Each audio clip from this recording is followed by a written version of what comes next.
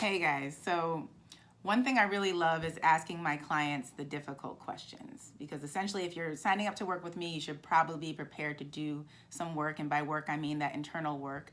I'm not just in the business of preparing good legal arguments and being a good trial attorney. I'm also in the business of preparing fit and proper parents to present to the court to give give parents the best shot at custody that they can have. And so I was working with a client recently, and he was a dad, and he was upset, rightfully so, about his situation. And he was going on and on and on about what she did and this and that, and I listened to him and I let him talk. And when he got done, I just kind of looked at him and I said, so what is your part in this? And he just looked at me and he got real quiet and he said, nobody's ever asked him that before. And so that kind of just opened the door for us to talk about or have an effective and a productive conversation about how he got to where he is, so that I could then advise him on the best way to approach things from a solutions-based perspective that would allow him to build the strongest case he could.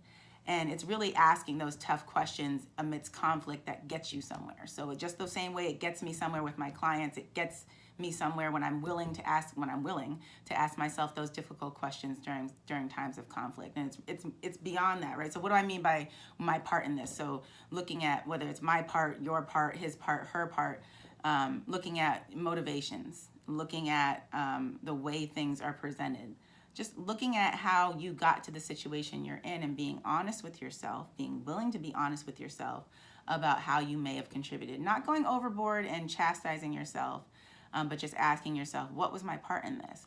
And so then the follow-up questions to those are, what was my part in this? Do I possibly owe anybody an apology for anything I may have done, any toes I may have stepped on? And how can I grow from the situation? And so asking yourself difficult questions in the midst of conflict is the quickest way to growth. It's the quickest way to making sure you don't end up staying in that conflict, or reinventing that conflict, or reliving that conflict, because what you don't heal, you relive. And so that's how I effectively get my clients over that hump most of the time, when they're open-minded and willing. And it's a lesson to me whenever those moments happen that I need to be persistent in asking myself the difficult questions when I am in conflict. When I have conflict with people, what is my part? How can I grow? How can I be a better person?